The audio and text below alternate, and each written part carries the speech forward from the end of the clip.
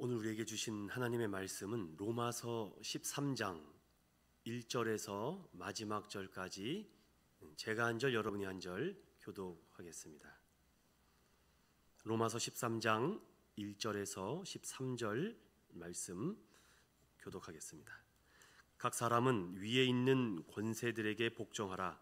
권세는 하나님으로부터 나지 않음이 없나니 모든 권세는 다 하나님께서 정하신 바라. 그러므로 권세를 거스리는 자는 하나님의 명을 거스림이니 거스르는 자들은 심판을 자취하리라. 다스리는 자들은 선한 일에 대하여 두려움이 되지 않고 악한 일에 대하여 되나니 내가 권세를 두려워하지 아니하려느냐. 선을 행하라. 그리하면 그에게 칭찬을 받으리라. 그는 하나님의 사역자가 되어 내게 선을 베푸는 자니라. 그러나 내가 악을 행하거든 두려워하였으니 아니하였으니 곧 하나님의 사역자가 되어 악을 행하는 자에게 진노하심을 따라 보응하는 자니라. 그러므로 복종하지 아니할 수 없으니 진노 때문에 할 것이 아니라 양심을 따라 할 것이니라. 너희가 조세를 바치는 것도 이로 말미암음이라. 그들이 하나님의 일꾼이 되어 바로 이 일에 항상 힘쓰니라.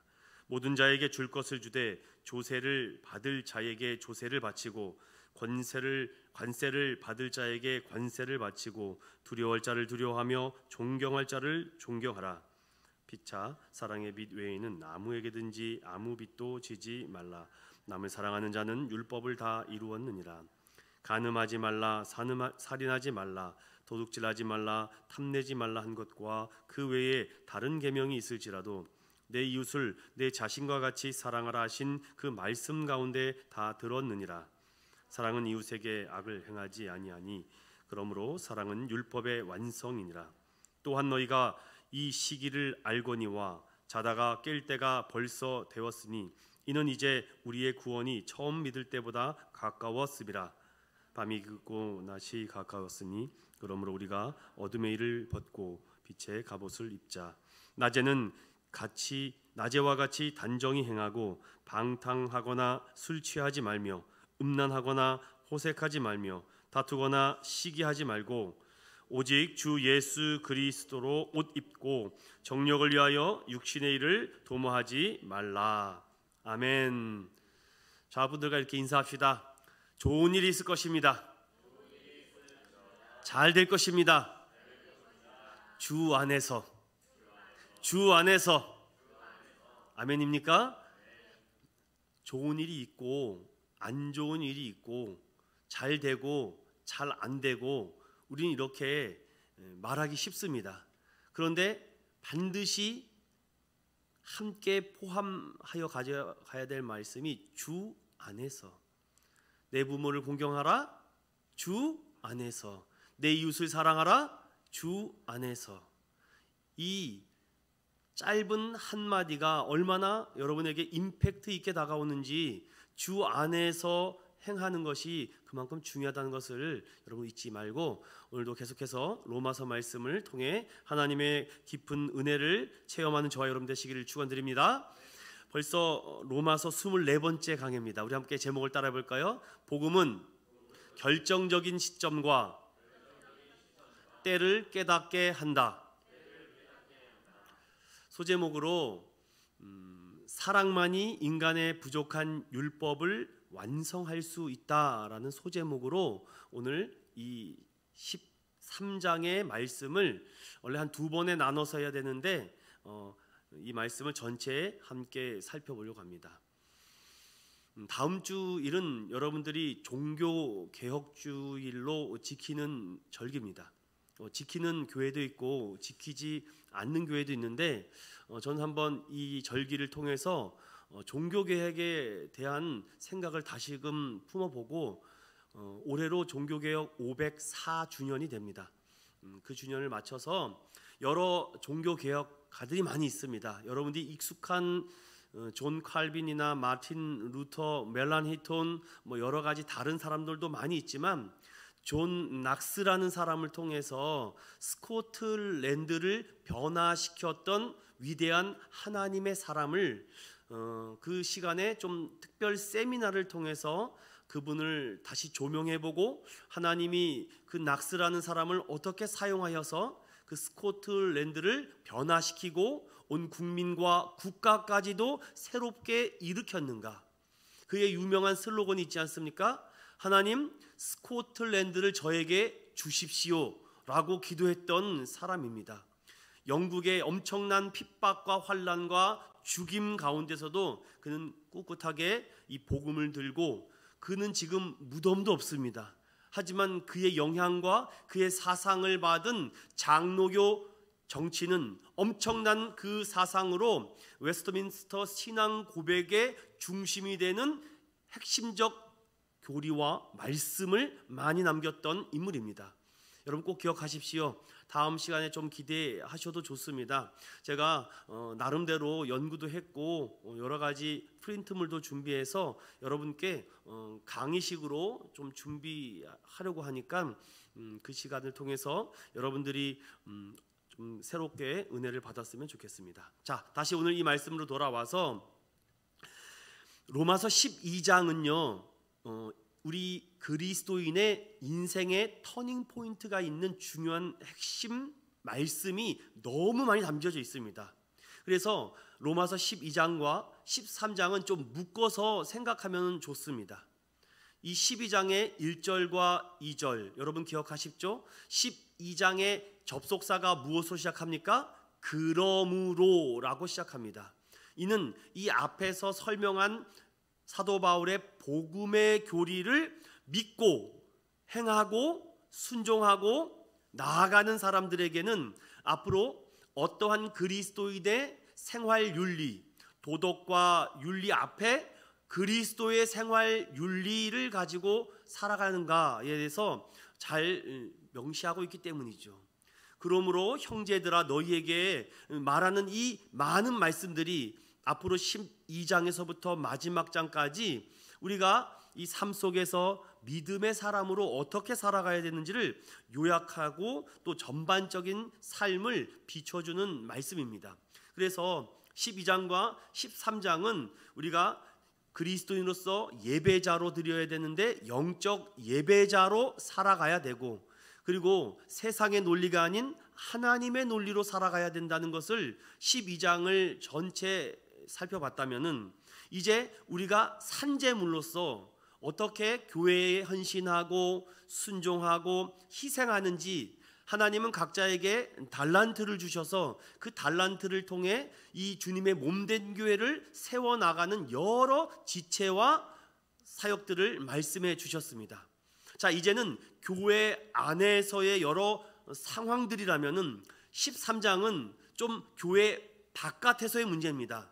즉 국가와 사회와 여러 가지 정부와 행정과 율법과 이 사회에서 부딪히는 우리 그리스도인이 정말 부딪히는 갈등이 많이 있는데, 세상의 법도 지켜야 되고 하나님의 법도 지켜야 되고, 이 두 가지를 포기하고 하나님의 법만 살기에는 이 세상에서 주어진 많은 율법들이 있어서 그것도 지켜야 되죠. 오늘은 13장에 들어있는 국가와 국민, 국가와 시민으로서 그리스도인으로서 어떠한 윤리와 도덕으로 살아가야 되는지를 오늘 말씀을 통해서 하나하나 살펴보고, 또 그리스도인으로서 우리가 이런 신앙과 종교를 가지고 살아가지 않습니까? 즉 사회적 윤리 도덕적인 법도 지켜야 되고 또 신앙과 종교적인 율법도 지켜야 되는 이 상황에서, 즉 양면이죠. 어떤 것을 지키는 것이 맞는지, 아니면 한쪽만 선택하는 것이 옳은지, 아니면 사도 바울은 오늘 하나님의 시선에 입각하여 어떻게 지키라고 하는지 여러분 반드시 짚고 넘어가야 될 중요한 말씀입니다. 13장을 여러분 어떻게 믿고 받아들이냐에 따라서 많은 그리스도인이라고 말하는 국회의원들, 대통령, 여러 위정자들, 여러 차관, 장관들, 그리고 여러 시도의원들, 도지사, 시장, 여러 사람들이 I am Christian이라고 말하면서도 행하는 이런 모든 문제들이 어떻게 우리에게 다가오고 그들에게 찾아가야 되는지 오늘 말씀을 통해서 함께 살펴보도록 하겠습니다. 자, 가장 먼저 살펴볼 것은요, 국가와 국민으로서의 우리가 거룩한 산재물로 어떻게 살아가야 되는가, 그 부분을 저와 함께 오늘 말씀을 통해서 살펴보겠습니다. 여러분, 지난 시간에 제가 중요한 마지막 포인트 기억하십니까? 그리스도인이 꼭 우리가 승리할 수 있는 비결이 있는데, 악에게 지지 말고 선으로 악을 이기라 라고 말씀합니다. 여러분 기억하시죠? 다시 한번 따라해 보겠습니다. 악에게 지지 말고, 악에게 지지 말고, 우리 더욱더 큰 목소리 합시다. 악에게 지지 말고 선으로 악을 이겨라. 우리 예배를 드리는 이런 우리의 모습 속에서 하나님은 우리에게 하시는 말씀이 하나예요. 방해하는 세력들이 있거든요. 지지 맙시다. 지질 질표도 없고 절대로 흔들릴 필요가 없습니다. 그래서 악에게 지지 말고 선으로 악을 이기시길 바랍니다. 저를 똑바로 보세요. 저를 똑바로 보세요. 저를 똑바로 보셔야지만 됩니다. 아시겠죠? 그래서 우리 13장 1절을 다 같이 한번 읽어보겠습니다. 아주 중요한 말씀이에요. 우리가 국가와 국민으로서 어떠한 산재물이 되어야 되는지를 아주 잘 말씀해 주겠습니다. 자, 시작. 각 사람은 위에 있는 권세들에게 복종하라. 권세는 하나님으로부터 나지 않음이 없나니 모든 권세는 다 하나님께서 정하신 바라. 우리가 복음을 받아들이고 믿게 되면요, 정말 놀랍게 얼굴이 변합니다. 저희 아내가 그런 얘기를 해요. 여러분 조혜련 씨 아시죠? 조혜련 씨 아시잖아요. 그러니까 뭐 이상한 종교를 믿어가지고는 이상한 영이 들어갔어요. 그분에게, 그분이 개그우먼 아시지 않습니까?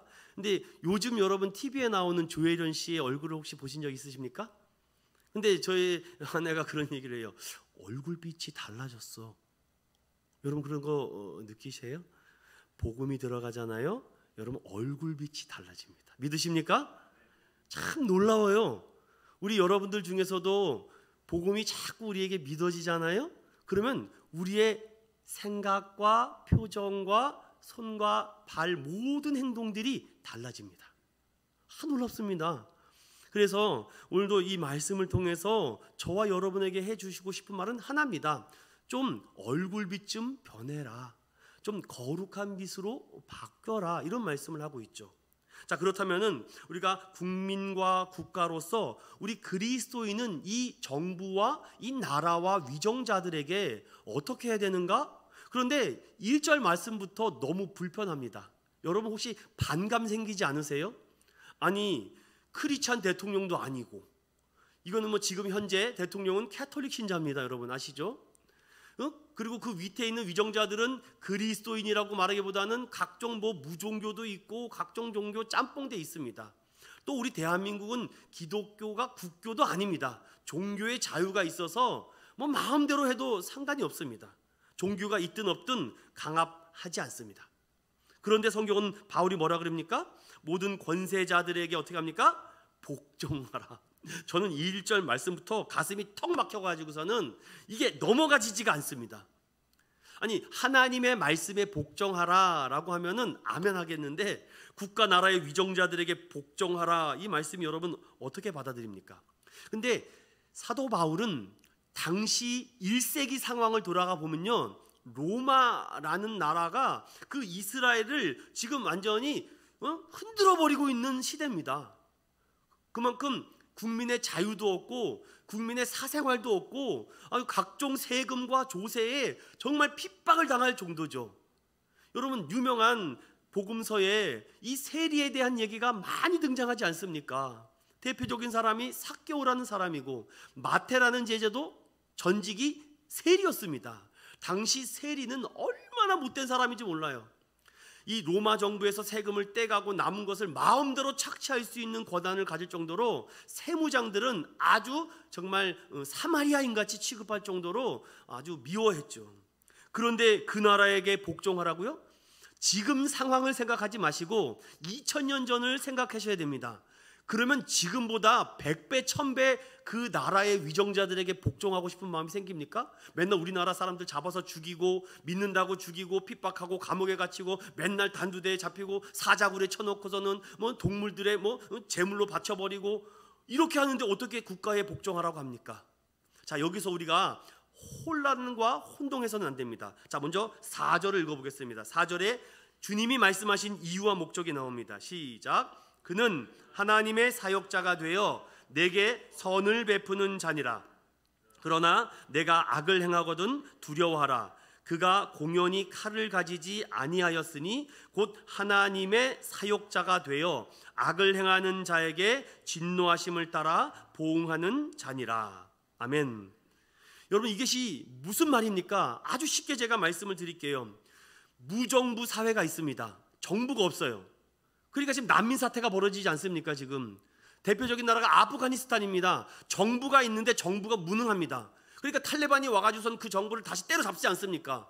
그래가지고 탈레반이 와서 다시 그 정부를 새롭게 세운다고 하니까 그 법과 질서를 어디서 갖고 와요? 원래 있던 법에서 갖고 오지 않으니까 그 법무부 장관, 그 경찰청장 다 죽여버리지 않습니까? 까딱 못하게 하기 위해서 입을 닫으라는 겁니다. 우리 탈레반의 율법을 가지고 와서 나라를 다시 만들고 있으니 누가 먼저 가장 일어납니까? 여성들이 일어나는 것입니다. 우리가 이것을 해방하여서 여기서 자유를 얻기 위해서 이 정부를 세웠는데, 아니 미군이 철수하고 나니까 바로 탈레반이 들어오는 이 무정부 상태에 지금 난민이 발생해서 지금도 많은 사람들이 환난과 핍박을 당하고 있지 않습니까? 대한민국은 어떻습니까? 100년도 안 됐습니다. 뭐 상해 임시정부를 세웠다고 하는 그때도 무정부 상태입니다. 누가 이 조선을 흔들고 있었습니까? 일본이라는 나라가 흔들고 있으니 정부가 없습니다.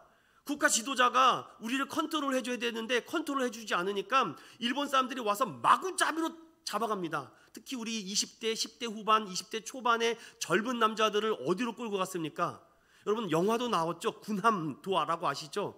그쪽으로 징용을 해가지고서는 강제 노역시켜서 수천 명의 사람들을 돈도 안 주고 월급도 안 주고 노역시켜서 이제 와서, 여성들은 어떻습니까? 뭐 말 그대로 뭐 종군 위안부죠. 정신대라는 옛날에 좀 추악한 말을 통해서 데리고 가서 강제적으로 사람을 유린하고 창인하지 않습니까? 지금도 또 동일합니다. 정부가 없는 나라는 그 주변의 강대국이 마음대로 잡아먹습니다.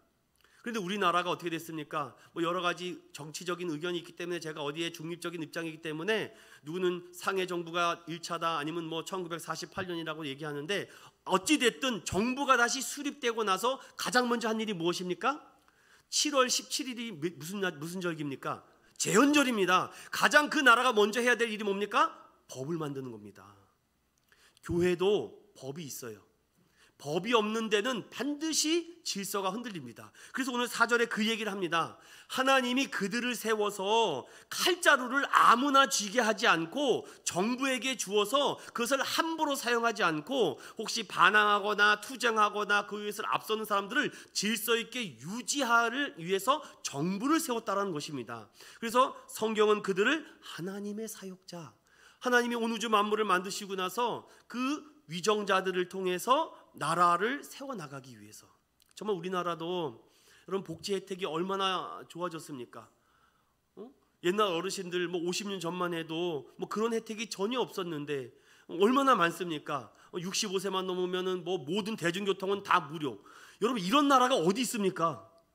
여러분, 제가 미국에 가서도 잠깐 경험했는데 같이 사역하는 목사님이 머리가 너무 아프다고 하면서 갑자기 눈에 눈 다래끼가 나고 눈이 뒤집어진 겁니다. 그래서 우리 생각 같으면 바로 어떻게 해요? 빨리 가서 주사 한 방 맞으면 낫겠다. 맞지 않습니까? 그런데 병원을 못 갔습니다. 왜냐?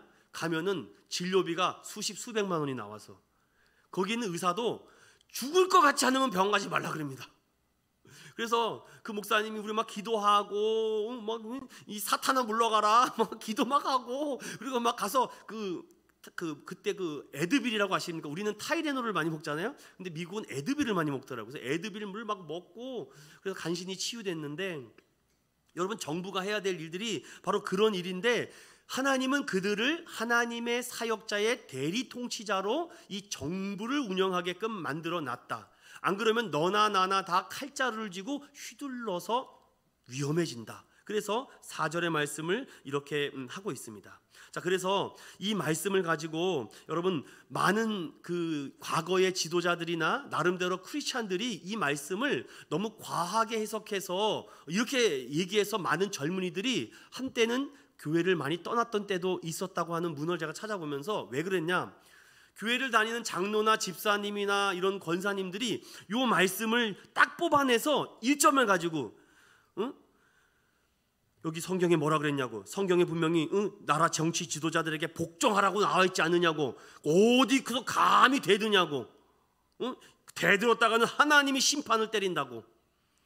여러분 지금 그러지 않았으면 좋겠는데 작년만 해도 광장에 모여서 이 코로나 때문에 예배 방해하는 이 정부 하나님이 심판 내려서 땅이 꺼져서 다 죽일 거다. 여러분 맞는 말인데 그 말씀을 꼭 그렇게 갖다가 대입을 해야 될까? 큰 교회 목사님들은 다 정부랑 같이 협업을 했기에 그 교회는 다 무너질 것이다. 그런 말이 여러분들 어떻게 공감이 되십니까? 아니면 불안하십니까?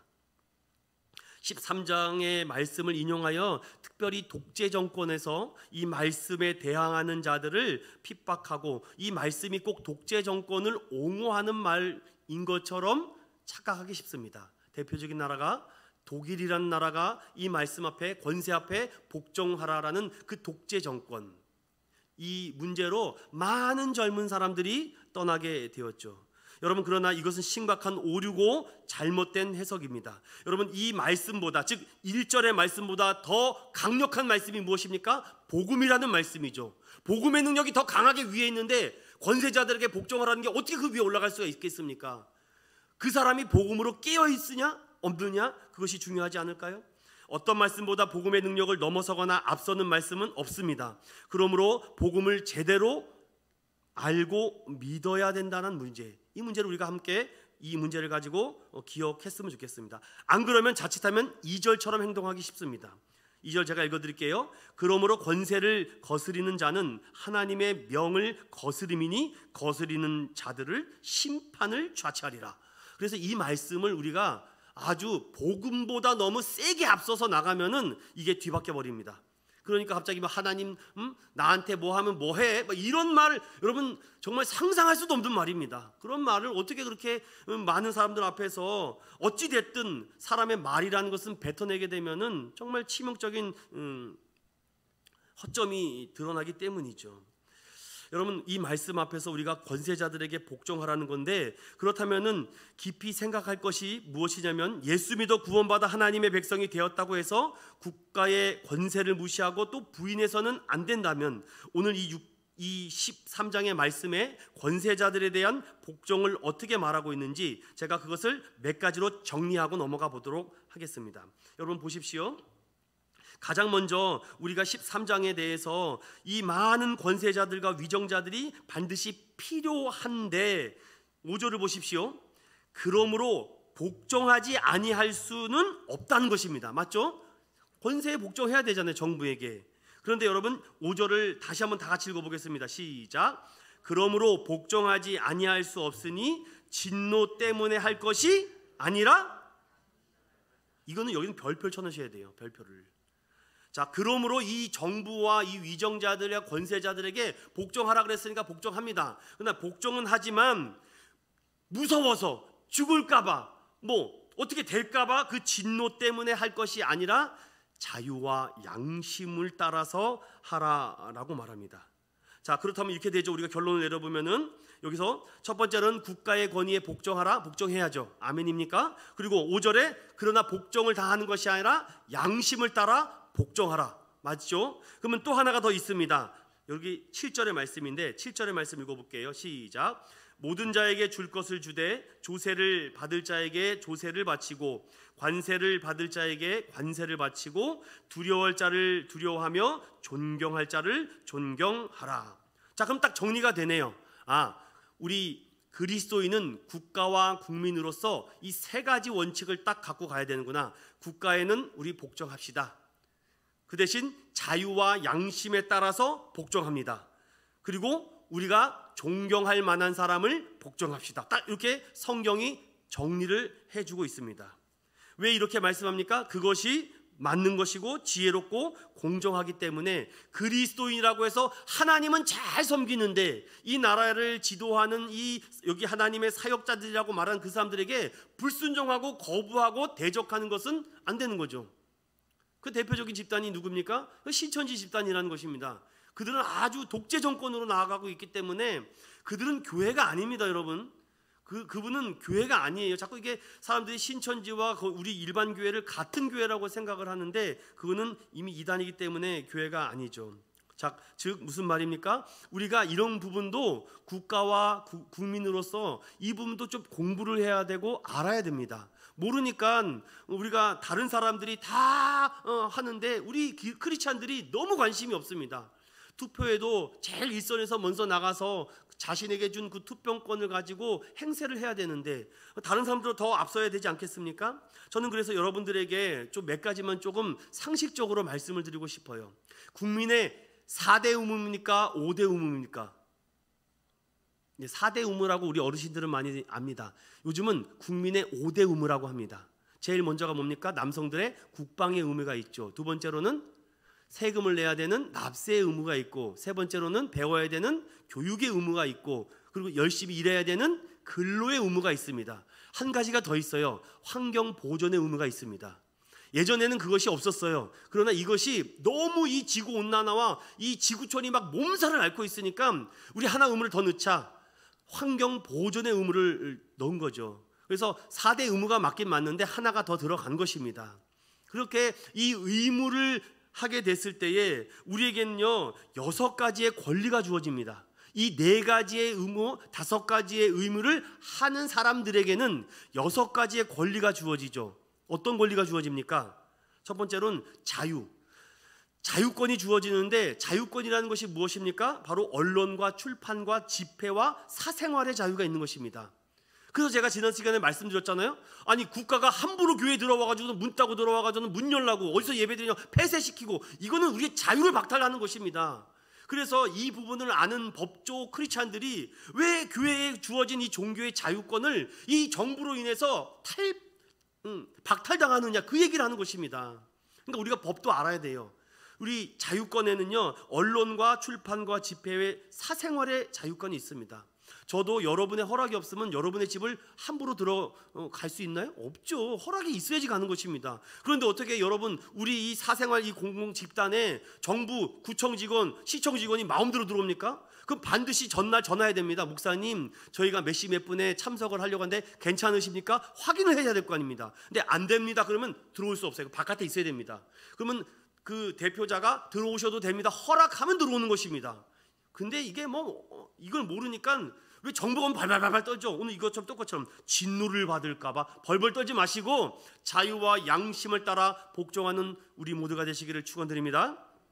그리고 참정권이라고 있어요. 투표하는 권한입니다. 이제는 19세부터 투표가 시작됐습니다. 그러니까 지금 정권은 어떻게 합니까? 이 젊은 표를 잡기 위해서 그렇게 애를 쓰고 젊은 사람들에게 막 포퓰리즘 복지 혜택을 막 주고 있는 것도 하나의 정치 판동과 같아요. 그리고 사회권이 있어요.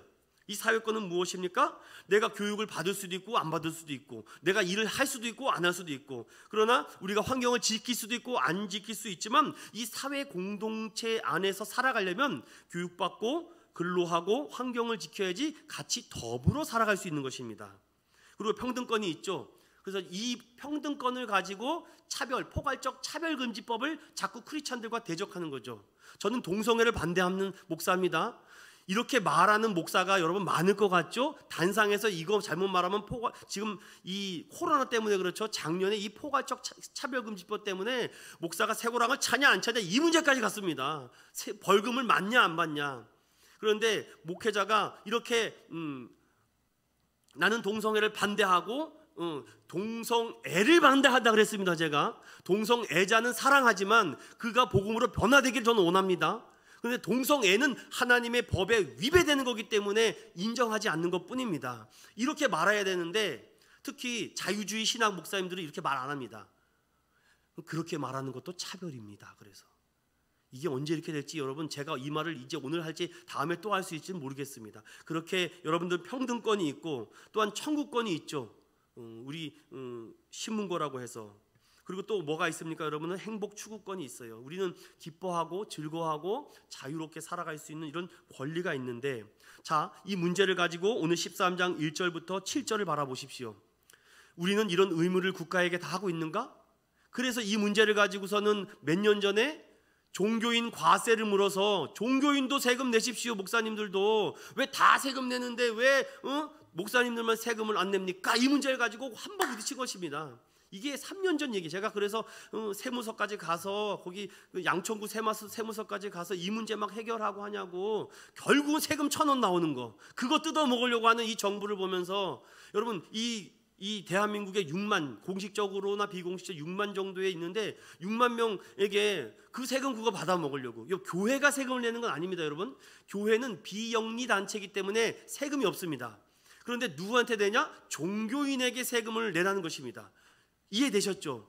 우리 성도들이 좀 이런 걸 알아야 됩니다. 너무 모르니까 이게 무엇인지 저것인지 모를 때가 많이 있어요. 그래서 제가 일부러 오늘 이 설교 시간을 빌어서 일부러 가르쳐 드리는 것입니다. 자, 그래서 종교인에게 과세를 내는데 결국은 무슨 말입니까? 태반이 저 그렇지 않지만 대형 교회나 중대형 교회의 목사님이 아니고서는 그 밑에 100명 미만의 성도의 교회는 사례비 200도 못 받는 목사님들이 태반인데, 여러분 일반 직장에 나가서 200 이상씩 받는데 200만 원도 안 되게 신고를 하니까 세금이 나와야죠. 그러니까 저도 3년 동안 1,000원 냈습니다. 왜냐하면 그게 안 되니까. 공식적으로는 사례비가 160만 원인데 어떻게 사례비에 그 세금을 뗍니까? 일반 다른 국민보다 이 월급이 작은데. 제가 이 말씀을 꼭 우리 성도들에게도 좀, 너무 이게 말씀 그러니까 이 부분을 너무 몰라서 오해하는 경우가 많이 있습니다. 궁금하시면 저를 찾아보세요. 제가 이거를 가지고 2년 동안 씨름한 사람입니다. 이 조세 포탈 이거 사이트에 들어가서. 무엇이냐면은 제가 드리고자 하는 말은 이것입니다. 우리가 국가의 이 의무를 다 하고 있는가? 납세의 의무, 국방의 의무, 교육의 의무, 근로의 의무, 환경보전의 의무. 그렇다면 우리는 그런 권리를 누려야 되는데, 교회가 할 수 있으면은 그렇게 해야 됩니다. 저도 나중에 우리 교회가 어느 정도 성도되면은 부교육자들에게 4대 보험 제도도 제가 만들어주고 싶고, 또 여러 가지 수당이나 이런 것도 해서 정말 목회자들도 자유롭게 할 수 있도록 좀 해줬으면 좋겠습니다. 그러기 위해서는 성도들이 깨어 있어야 돼요. 도대체 다른 교회는 어떻게 하는지 가서 배워야죠. 재정부는 어떻게 운영하는지, 행정부는 어떻게 운영하는지, 어떻게 각 기관은 어떻게 운영하는지 세미나나 이런 포럼들이 많이 있습니다. 그런데 아예 관심이 없는 교회가 있어요. 우리는 말씀, 성경. 그러니까 독단주의 교회라고 자꾸 얘기하는 것입니다. 사회가 어떻게 굴러가고 어떻게 인행해야 되는지 좀 배워야 됩니다. 그래서 가능하면 저는 법조인도 세워서 강의도 하고, 세무사들도 한번 세워서 강의도 하고, 이런 언론인, 출판인들도 세워서 강의를 많이 들어야 됩니다. 물론 듣는다고 되는 건 아니지만 우리 그리스도인들이 이 부분들에 대해서 많이 모르기 때문에 빗된 삶을 살 수가 없습니다. 그러니까 맨날 당하죠. 그러고 나서 그럴 줄 몰랐습니다. 어떻게 그럴 수 있습니까? 물론 하나님의 은혜로 막아줄 수 있지만 우리는 반드시 이 부분을 깨닫고 가야 됩니다. 저는 그래서 오늘 이 말씀에 3가지로 좀 정리해 드리고 싶습니다. 국가가 하나님의 도덕법을 어기라고 할 때는 여러분 강력하게 투쟁해야 됩니다. 여러분, 하나님의 도덕법이 무엇입니까? 인간의 존엄성, 생명윤리, 기독교 윤리. 여러분, 어저께 집사님 잠깐 말했는데 요즘 유튜브에, 저도 몰랐습니다. 유튜브에 뭐라 그랬지? 이제 뭐냐 갑자기. 미성년자가 결혼을 안 하고 미혼모들이, 청소년들이 아이를 출산하고 그것을 키우는 것을 유튜브에 많다고 하네요. 저도 그 얘기를 듣고 깜짝 놀랐습니다. 부끄럽지도 않고 이제는 그런 걸 개의치도 않은 시대가 돼버렸어요. 유튜브에 그런 사이트가 굉장히 많다고 합니다. 여러분, 인간의 존엄성과 생명 윤리를 문제를 거는 나라라면 반드시 복종해서는 안 됩니다. 양심과 자유를 걸고서는 투쟁해야죠. 그래서 사생아를 낳고 이런 문제에 대해서 기독교 생명 윤리로 막아야 되는데 관심이 없습니다. 제가 신대원에서도 안타까웠던 게 뭐냐면, 성경책을 공부하는 과목은 9개인데 기독교의 생명 윤리를 과목은 하나예요, 하나. 그러니까 목사님들이 관심이 없습니다. 오직 성경, 오직 솔라 스크립처, 맨날 성경을 보십시다 하는데 기독교의 생명 윤리하고는 전혀 관심이 없습니다. 그리고 뭐 사생활을 낳든 미혼모가 생기든 뭐 청소년들이 막 문란하게 성생활을 하든 관심이 없어요. 이것만 하죠. 단상에서 그렇게 하면 하나님의 심판을 받습니다. 다 진도를 받습니다. 징계를 받. 이 설교는 잘하는데 그들에게 가서 안아주는 목회자가 없어요. 그래서 저는 좀 그것도 생각을 해야 되고, 또 하나님이 아닌 다른 것을 섬기라고 하면 강력하게 대적해야죠. 무엇이 있습니까? 갑자기 그 나라 왕을 섬겨라. 북한 바로 윗나라이지 않습니까? 뭐 오늘 뉴스도 보니까 김정은이 뭐 죽었니 안 죽었니 하면서 뭐 대리가 왔니 이 팩트가 아닌 뉴스 때문에 머리가 아파 죽겠습니다. 동물을 섬겨라, 우상을 섬겨라, 사람을 섬겨라, 반항해야죠. 이거는 복종하는 문제가 아닙니다. 권세에. 또 세 번째 무엇입니까? 하나님의 명령을 금하라고 하는 거. 예배드리지 마세요. 기도하지 마세요. 예배드릴 때 성가대하지 마세요. 통성기도를 크게 하지. 그럼 뭐 하라는 겁니까 지금? 이거에 대해서는 금하라고 하는 것은 반항을 해야죠. 그래서 여러분, 우리 교회는 저도 고민이 많았습니다. 큰 교회는요, 여기 뭐 앞에 다 하신 거 아시죠? 여러분, 그 기본 생각을 해보십시오. 뭐 언론인 이제 뉴스도 그러니까 뉴스에도 칸막이를 치워놓고 이렇게 하더라고요. 아니 아니 간단한 상식으로 우리가 말을 하면은 이게 옆으로만 안 튀우면 그 위로 올라가고 이게 뭐 돌아다니지 않습니까? 얼마나 모순됩니까 이게? 그리고는 어떤 교회는 방역복을 입고서는 막 예배도 드리고 코미디 같은 일들이 정말 많이 일어나고 있습니다. 그 목사님이 오죽하면 그렇게 했을까라는 그런 안타까움도 들고, 그러면서 아크리판을 여기까지 이렇게 크게 해가지고서는 뭐 하는 건지 모르겠습니다. 나중에 이게 10년 20년 지나서 얼마나 코미디 같은 일이었다고 우리 후손들이 얘기할지도 모르겠습니다. 자, 꼭 기억합시다. 권세자들에게 복종하는데 반드시 우리가 양심을 따라 또한 존경할 자를 복종하는데, 하나님의 도덕법이나 하나님이 아닌 다른 것을 섬기라고 하거나 하나님의 명령을 금하는 문제에 대해서는 복종을 한다 안 한다? 하지 않는다. 그래서 빛된 삶으로 그들을 변화시키는 방법밖에 없다라고 말씀드렸습니다. 자, 그렇다면은 성경 사도 바울은 이 로마에 있는 그리스도인들에게 로마 나라에 살고 있는 로마 교회다 보니까 얼마나 힘들겠습니까? 그러니 예배 조용히 들으세요. 그럼 입만 뻥긋뻥긋하고, 어떤 교회는 옛날에 녹화해 놓던 걸 틀어준다면서요, 주일날. 여러분, 그게 맞습니까? 그게 맞아요?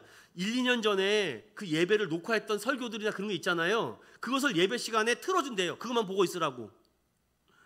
뭐 하는 건지 모르겠습니다. 이거 참 그런 거에 부해서는 참 안타깝습니다. 어떤 교회는 목사님이 사고로 돌아가셨는데 다른 목사님을 청빙할 수가 없어서 그 목사님이 설교한 5년 전, 6년 전 설교를 매주일 때마다 틀어주고서는 예배를 드리고 있다고 합니다. 맞습니까, 여러분? 여러분, 이거 말고 제가 더 심한 것도 많이 있는데 좀 여러분들 깨우치는 말씀을 주기 위해서 뜬구름 잡는 얘기를 안 하려고 합니다. 그런데 사도 바울은 그 로마 교회 교인들이 얼마나 예배드리고 기도하고 찬양하고 경배드리는 것이 정말 다른 지역에 있는 사람들보다 힘들다는 것을 너무 잘 알기 때문에 그 로마 교회에게 이렇게 권면합니다. 그 권면이 8절 말씀입니다. 함께 읽어볼게요. 시작. 피차 사랑의 빛 외에는 아무에게든지 아무 빛도 지지 말라. 남을 사랑하는 자는 율법을 다 이루었느니라. 아멘. 오늘 사도 바울은요, 다 안다. 니네들이 예배드리기 힘들고 어렵고 정말 이 진노받을까봐, 폐쇄될까봐, 정말 문 닫히게 될까봐 힘든 거 다 안다. 그런데 그럼에도 그 나라에 복종해야 된다. 이것은 하나님의 사역자들이기 때문에 교회 하나만 놓고 일하는 것이 아니라 온 5,300만 국민을 놓고 일을 하고 있는데, 거기에 대해서 오늘 아까 제가 말했던 그 부분에 대해서만 저항을 하되 다른 것은 협력하라는 겁니다. 서로 손을 맞추고, 그리고 그들을 불쌍히 여기고 피차 사랑의 마음으로 그들을 품어주라고 이렇게 권면하고 있는 것 아니겠습니까? 성도들은 이웃과 사회를 위해서 선행을 하고 봉사적인 삶을 통해서 그들에게 감화와 감동을 주라 하신 하나님의 이 말씀에 우리는 조금 더 귀를 기울여야 되지 않을까요? 제가 정말 이런 말씀도 드려봅니다. 여러분들, 예전에는요, 제가 뭐 이렇게 초중고 때만 해도 공부 잘하는 애들의 이 성향을 보면은 대표적으로 못생겼습니다. 운동도 못해요. 매력도 없습니다. 유일하게 공부만 잘합니다. 그러니까 별로 부러워하지 않았습니다. 그런데 여러분, 요즘 초중고생들 공부 잘하는 애들 아십니까? 공부도 잘하고 얼굴도 잘생기고 예쁘고 또 부모 닮아서 금수저네. 그리고 백도 엄청나게 좋습니다. 얼마나 여러분들 이제는 셈이 나겠습니까? 근데 이것을 빗대어서 어느 목사님이 이런 얘기를 하더라고요. 어느 작은 교회 목사님이 큰 교회를 와서 목사님 드릴 말씀이 있습니다. 하십시오. 무슨 말씀이세요? 목사님은 교회 건물도 크시고 교인도 많으시고 교회 재정도 빵빵하셔서 좋겠습니다. 그러니까 되게 미안한 마음도 들고 어떻게 하겠어요? 그럼 어떻게 하겠습니까? 그런데 거기까지는 이미 많이 들었던 얘기인데 작은 교회 목사님이 이 한마디에 가슴이 쓰라졌다고 합니다. 그런데 목사님 목사님들 교회는 성도들이 믿음도 좋아요. 믿음도 너무 좋습니다. 너무 목사님도 잘 섬기고요. 교회도 너무 사랑하고요. 이웃도 잘 섬기고요. 봉사 선교 구제도 너무 잘하네요. 그래서 제가 할 말이 없습니다. 그렇게 얘기합니다. 옛날엔 작은 교회 목사님은 우리 교회 성도들이 믿음 더 좋다라고 이렇게 자랑도 했는데, 이제는 여러분 큰 교회 성도들은요, 돈도 많고 건물도 크고 재정도 빵빵하고 거기다가 성도들이 믿음도 너무 좋아서 목회자가 이렇게 하자 그러면 저렇게도 막 하고, 예전에는 큰 교회는 반항하던 사람이 그쪽으로 갔다고 했는데 이제 그런 거 안 통합니다, 여러분. 그러다 보니까 그 작은 교회 목사님이 낙심과 절망이 되는데, 그 얘기를 듣는 목사님이 가슴이 너무 쓰라리라는 것입니다. 근데 어떻게 해야 될까? 그래서 그 목사님이 오늘 이 로마서 13장 이 18절의 말씀을 묵상하다가, 그러면 이 받은 것은 내가 잘해서, 내가 대단해서 큰 교회 만들고 크게 교인을 만든 것이 아니구나. 이거는 빚이구나. 내가 사랑의 빚을 진 것이구나. 하나님께서 이 많은 일들 하라고 다른 사람도 많이 있는데 너에게 허락한 거니까 이제 이걸 가지고 내가 어떻게 목회하느냐 하나님이 보시는구나. 그런데 하나님의 기쁨이 되지 않으면 어떻게 하겠습니까? 다른 사람에게 주겠죠. 그래서 깨어있는 목사님들은 요즘 어떻게 합니까? 교회를 부풀리지 않습니다. 생각 있는 목사님들은 자기 교회에 대출 받아서 수십억 수백억 교회 세우지 않습니다. 어떻게 합니까? 좀 유능하고 하나님의 뜻에 있는 젊은 사역자들에게 막 지원을 합니다. 막 후원을 합니다. 막 가서 분리개척해라. 선교의 뜻이 있느냐? 선교 가라. 아프리카 어디 가라. 도와주겠다. 정말 이런 목사님들이 우리 교계에 많았으면 좋겠습니다.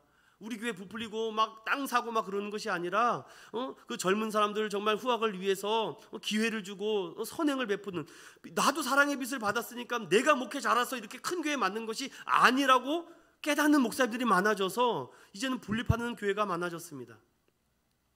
제가 왜 이런 말씀을 자꾸 드리냐면은, 우리도 사랑의 빚을 졌어요. 우리 인천은영교회도 사랑의 빚을 지금도 받고 있습니다.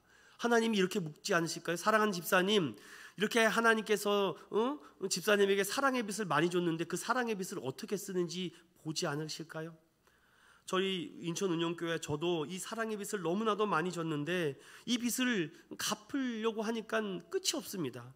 쌀을 베푼 사람은 저도 쌀을 갚아야 되나요? 어떻게 해야 됩니까?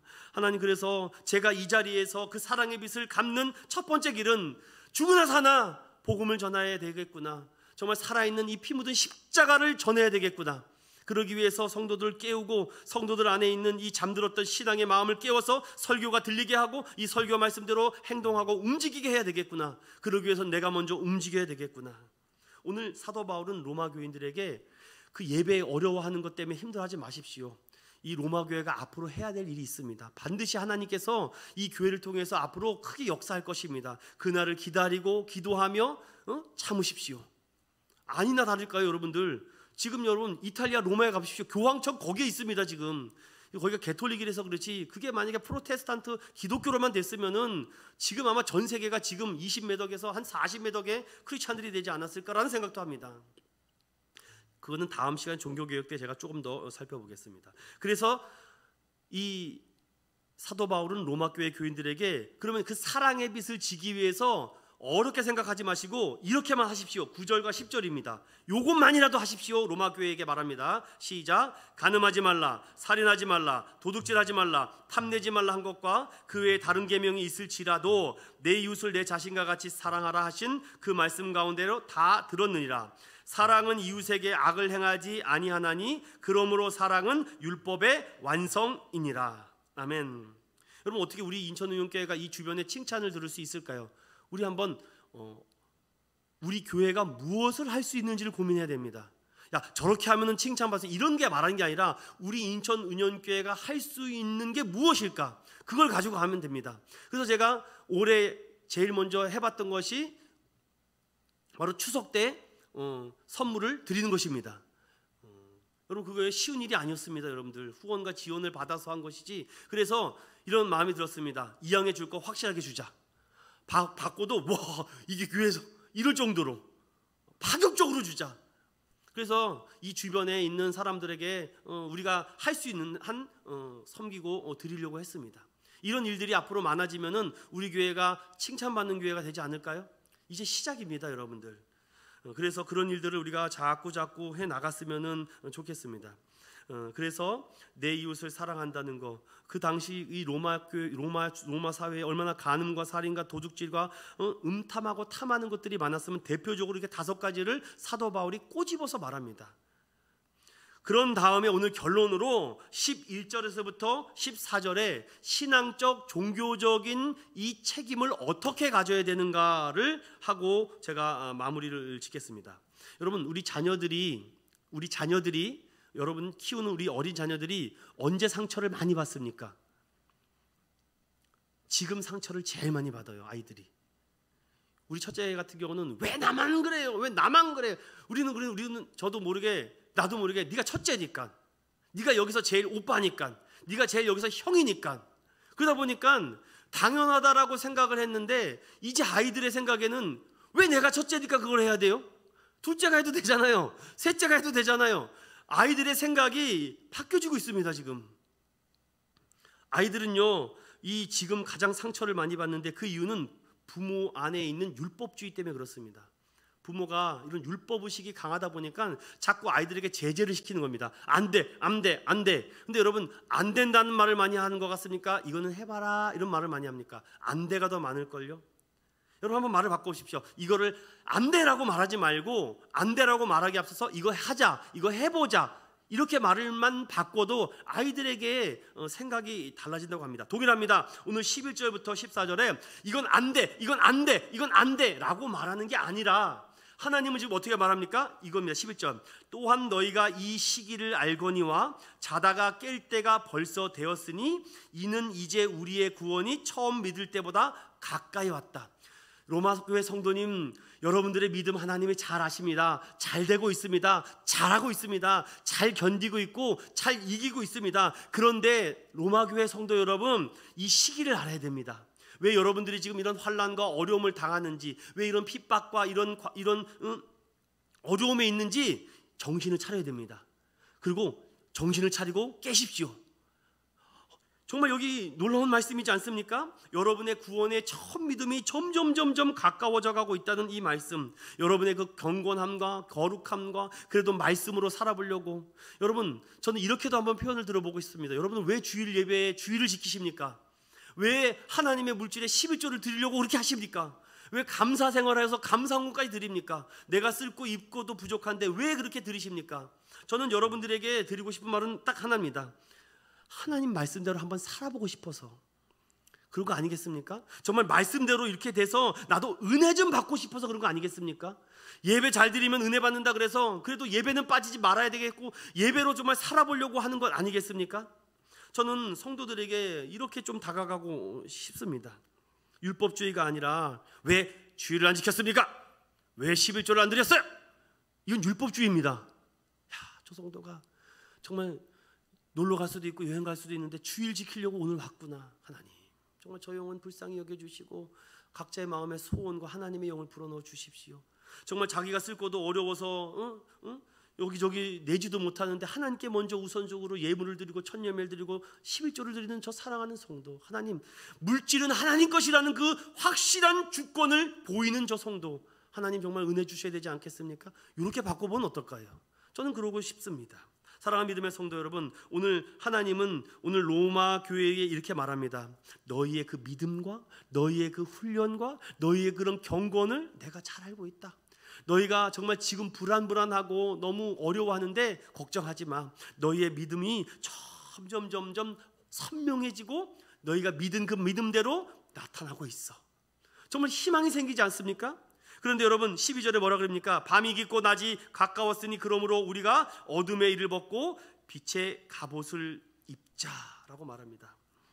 잠언 18장 12절에 사람의 마음의 교만은 멸망의 선봉이요 겸손은 존귀의 앞잡이다라고 말합니다. 예수님의 옷자락이라도 잡으면 나을 것이라는 믿음만 있어도 역사가 벌어지는데 빛의 갑옷을 입었다고 생각해 보십시오. 어둠은 자연스럽게 물러가게 되어 있죠. 그래서 우리가 신앙의 연수가 깊어지면 깊어질수록 마음이 뜨거워지는 것 아니겠습니까? 주님의 생명이며 찬란한 영광의 옷을 입기 때문입니다. 그래서 이 빛의 갑옷을 입은 사람은 세상의 율법과 하나님의 율법을 다 지키는 것이 어렵지 않습니다. 감사함으로 할 수 있기 때문에, 그리고 하나님이 채워주시는 은혜가 있기 때문에. 그래서 성경은 우리가 13절과 14절에 이렇게 말씀합니다. 우리 한번 읽어보고 마치겠습니다. 시작. 낮에와 같이 단정히 행하고 방탕하거나 술 취하지 말며 음란하거나 호색하지 말며 다투거나 시기하지 말고 오직 주 예수 그리스도로 옷 입고 정력을 위하여 육신의 일을 도모하지 말라. 아멘. 이 말이 어떤 말입니까? 공개적으로 그리스도인인 것을 밝히라는 것입니다. 세상에는 어디 나가서도 나는 교회 다니는 사람입니다. 그래야지 여러분에게 결정적인 때에 시기와 때를 하나님이 알려주십니다. 공개적으로 자기가 크리스찬이라고 말도 안 하는데 어떻게 그런 은혜가 깨닫게지겠습니까? 어떻게 자다가 깨어나겠습니까? 처음 믿을 때보다 더 가까워지고 싶은데 숨기고 감추면 죽습니다. 진짜 예수를 만나면 빛이 날 수밖에 없습니다. 예수님을 만난 사람은 그 인생이 바뀌어지기 때문입니다. 사랑하는 여러분, 오늘 제가 여기까지 말씀을 드리고 오늘 13장이 굉장히 더 깊이 다뤄야 되는데 제가 드리고 싶은 말은 크게 두 가지였습니다. 그리스도인으로서 거룩한 산제물이 돼야 되는데 교회 안에서는 이제 12장을 통해서 알았다면 교회 바깥에서는 어떻게 해야 되는가?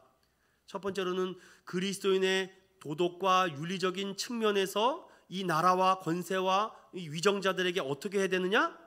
권세자들을 복종해라. 왜냐? 하나님이 세운 사역자들이기 때문에, 그들이 칼자루를 쥐고 있기 때문에 무정부가 되지 않고 정부를 통해서 이런 위험한 세계와 이런 악들을 제재하고 경찰과 검찰과 법을 통해서 그들을 누르고 있기 때문에 사회가 질서가 그래도 안정을 갖춰가는 것이다.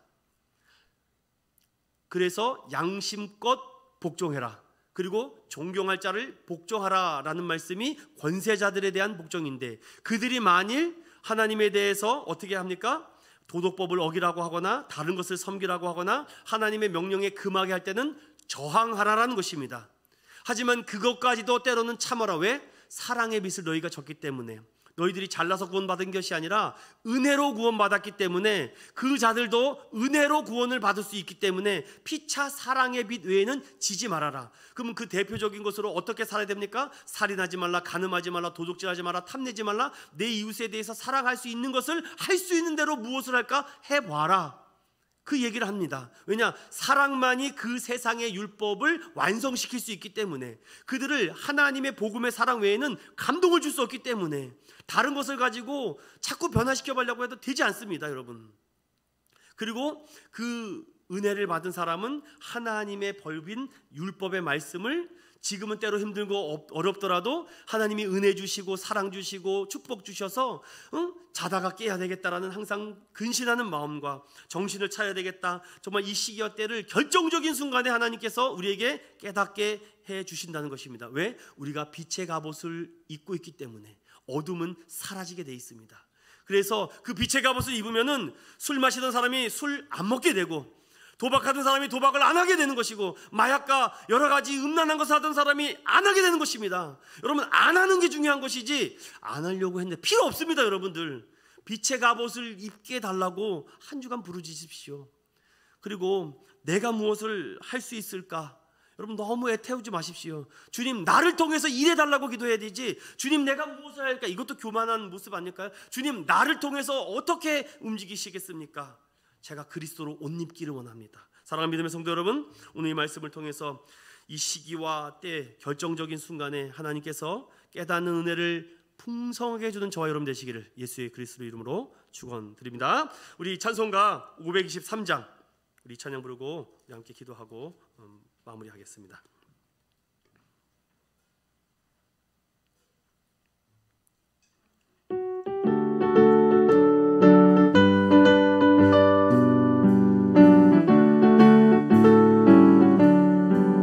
모든 죄악 길에서 목자 없는 양같이 모든 사랑길 찾아 헤맨다. 자비하신 하나님 독생자를 보내사 너를 지금 부르니 이때라 주의 긍휼 받을 때가 이때라. 지금 주께 나 겸손하게 절하라. 구원함을 얻으리. 험한 십자가 위에 달려 돌아가신 주 다시 살아나셨네. 기쁘다. 죄인 구원하실 때 어서 주께 나와 계신 은혜 구하라. 이때라 주의 긍휼 받을 때가 이때라. 지금 주께 나와 겸손하게 하래라. 구원함을 얻으리. 주의 귀한 말씀에 영원 생명 있나니 주님 너를 용서해 주신다. 주가 부르실 때에 힘과 정성 다하여 그의 은혜 받으라.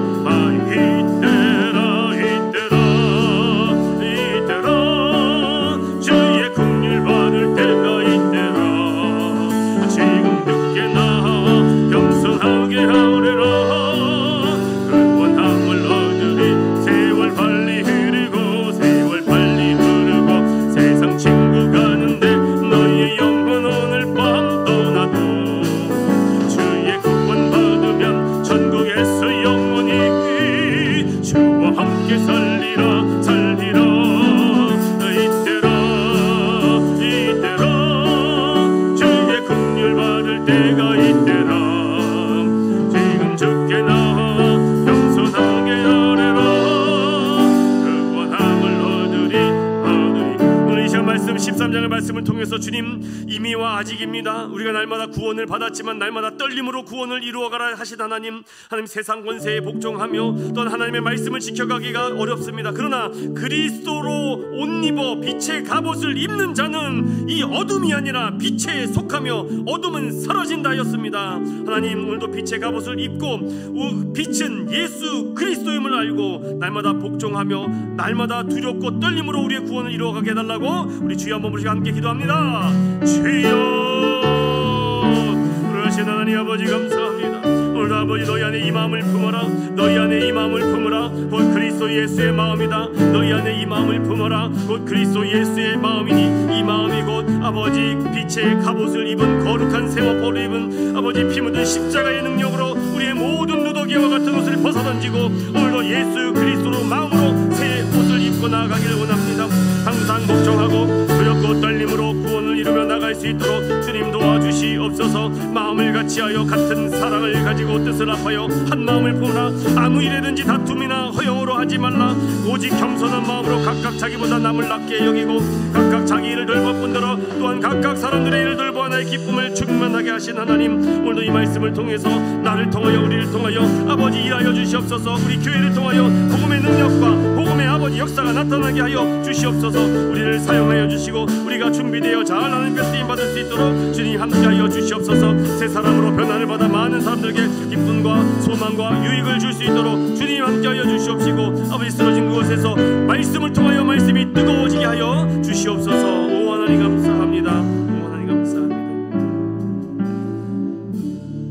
거룩하신 하나님 복음은 시기를 아는 지혜를 줍니다. 복음은 때를 아는 지혜를 줍니다. 복음은 밤이 깊어지면 낮이 가까워진다는 것을 더욱더 확실하게 알게 합니다. 자다가 깰 때입니다. 벌써 그 때가 되어가고 있습니다. 마지막 때를 살아가고 있는 지금 이 때에 아버지, 우리가 이 땅에 아버지 세상 권세에 복종하는 것이 때로는 하나님의 법보다 더 나아갈 때가 얼마나 많이 있습니까? 그러나 우리가 그리스도로 빛의 갑옷을 입어야지 방탕하거나 술 취하거나 아버지 음란하거나 호색하거나 투쟁하거나 시기하지 않을 수 있습니다. 하나님, 그리스도로 옷 입게 하여 주시옵시고 그 빛이 더욱더 강하게 발여 세상의 빛과 소금된 모습으로 그 선행이 많은 사람들을 통하여 옳은 대로 돌아올 수 있도록 주님이 통치하여 주시고 주권적 역사가 나타나 신령한 눈을 가지고 이 한 주간 살아갈 수 있도록 주님 인도하여 주시옵소서. 주님, 하나님 앞에 감사하여 예물 드린 귀한 손길이 있습니다. 주님, 사랑하는 집사님 가정 주님 축복하여 주시옵시고, 하나님 말씀대로 살려고, 주님의 뜻대로 살려고, 주님 말씀에 순종하기 위해서 가장 아버지 기본이 되는 하나님 예물을 주님 앞에 드리오니, 하나님 이 예물을 통하여 하나님 이 교회가 아버지 살아나게 하여 주시옵시고, 아버지 많은 죽어가는 영혼들을 살릴 수 있는 귀한 재물이 될 수 있도록 주님 축복하여 주시옵소서. 더 많은 아버지 물질도 허락하여 주셔서 재물 얻는 능력을 주셔서 하는 것마다 주님 하나님의 영광 드러낼 수 있도록 축복의 손길 되게 하여 주시옵소서. 하나님, 원치 않는 질병으로 인해서 아버지 아파했습니다. 그러나 주님, 이것도 하나님이 주시는 귀한 고통의 은혜를 깨닫고 이 아픔을 통해서 더욱더 하나님을 사랑하고 이 때를 통해서 더욱더 하나님 앞에 정신 차리고 깨어있도록 주님 믿음의 믿음을 더하여 주시옵소서. 빛의 갑옷을 입게 하여 주시옵시고 오직 그리스도의 말씀 앞에 엎드려 살아갈 수 있도록 살아가는 귀한 집사님 가정 되게 하여 주시옵소서. 감사드리며 오라가신 예수님의 이름으로 축복하며 기도드리옵나이다. 아멘. 우리 주 예수 그리스도의 은혜와 하나님의 사랑하심과 성령님의 감동 감화위로 교통하심이 지금은 자다가 깰 때이다, 빛의 갑옷을 입으라, 그리스도로 옷 입고 살아라 하신 이 분명한 하나님의 말씀을 붙잡고 한 주간 살아가기를 원하는 사랑하는 인천은교회 모든 성도들과 자녀들과 하는 사업과 또한 방송으로 참여하는 모든 성도들 머리 위에 이제로부터 영원토록 함께 있을지어다. 아멘.